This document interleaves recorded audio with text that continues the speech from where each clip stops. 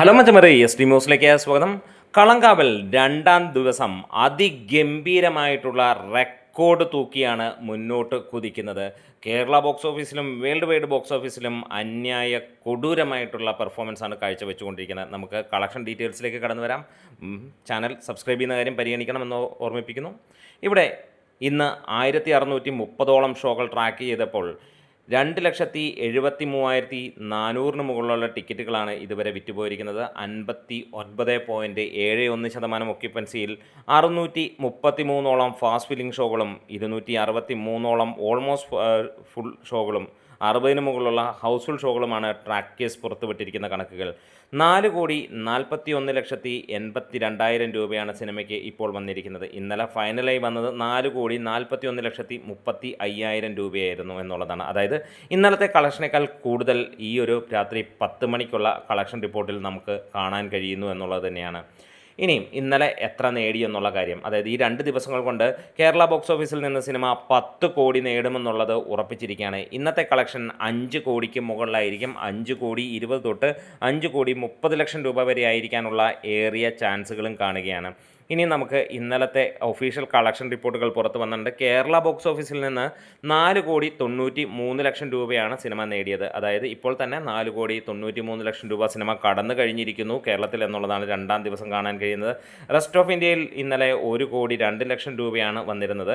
ഓവർസീസിൽ നിന്ന് 1.082 million dollar, അതായത് 9.73 കോടി എന്നാണ് പറയാനുള്ളത്. അതായത് ടോട്ടൽ വേൾഡ് വൈഡ് ആയിട്ട് സിനിമയുടെ കളക്ഷൻ 15,68,00,000 രൂപയാണ്.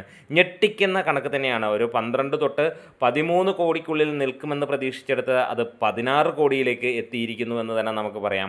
അതായത് ആദ്യ ദിനം 15,68,00,000 രൂപ നേടിയ ചിത്രം രണ്ടാം ദിനം തീർച്ചയായും നമ്മൾ എക്സ്പെക്റ്റ് ചെയ്യുകയാണ് അതിനും മുകളിലേക്കുള്ള ആ ഒരു കളക്ഷൻ. അതായത് ഏറെക്കുറെ ഒരു 17 തൊട്ട് 18 കോടി വരെയാണ് നമ്മൾ എക്സ്പെക്റ്റ് ചെയ്യുന്ന ആ ഒരു കളക്ഷൻ.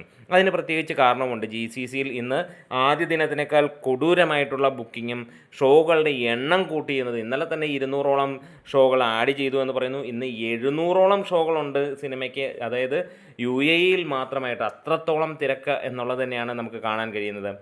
മമ്മൂട്ടിയുടെ ഹെവി അല്ലെങ്കിൽ സെക്കൻഡ് ബിഗ്ഗസ്റ്റ് ഓപ്പണിംഗ് ആയിട്ടാണ് ഈ ഒരു സിനിമ മാറിയിരിക്കുന്നത്. ഒരു ജസ്റ്റ് മിസ്സാണ്. 50 ലക്ഷം രൂപ കൂടി ഉണ്ടായിരുന്നെങ്കിൽ തീർച്ചയായിട്ടും അത് ഫസ്റ്റ് അടിച്ചേനേയും എന്നുള്ളതാണ്.